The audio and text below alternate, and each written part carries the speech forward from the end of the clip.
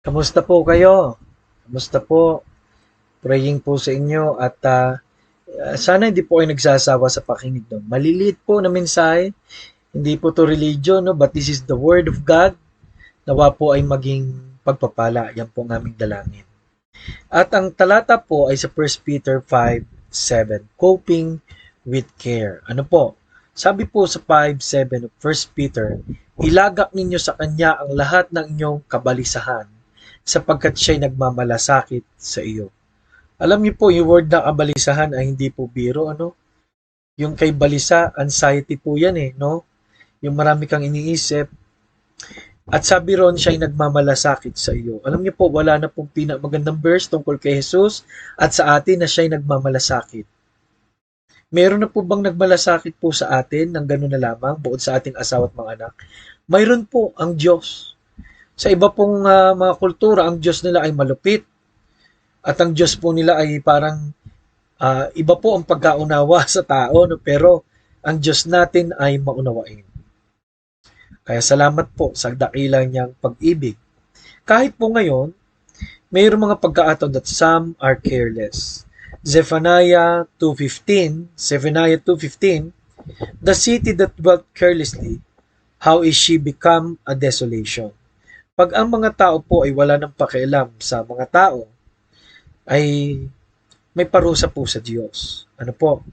Mga aksidente, mga scam, lahat po yan ay dahil sa selfishness at carelessness.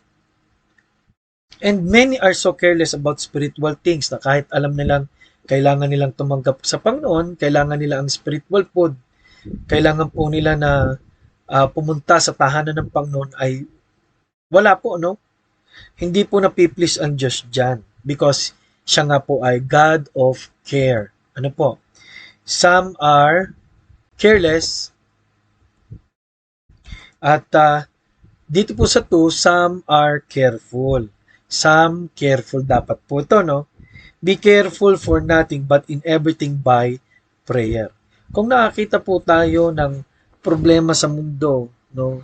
Problema sa ating mga kapitbahay, we should be careful to pray for them.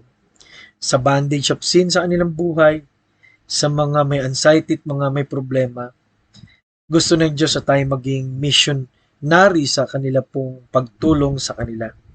Number 3, some are carefree, walang pakialam. No po? Pero sa isang banda, sabi po ng Galatia 5:1, stand fast in the liberty wherewith Christ hath made us free. Ang iba naman ay wala nang iniisip. Bakit po? Wala na tayong bandage sa kasalanan. Ang Panginoon ay ating bato. Lagi tayong tinutulungan sa kahit anumang karamdaman o kalagayan. Ano po? Some are carefree. Wala nang iniisip pa. Some are caring. And one is some are careless. Nawa po ay mag-care po tayo dahil mayroong nagmalasakit sa atin. Kailan po tayo nanalangin para po sa mga taong gusto natin makakilala sa Panginoon? Ngayon po, nawa, pag-pray natin sila. Maraming salamat.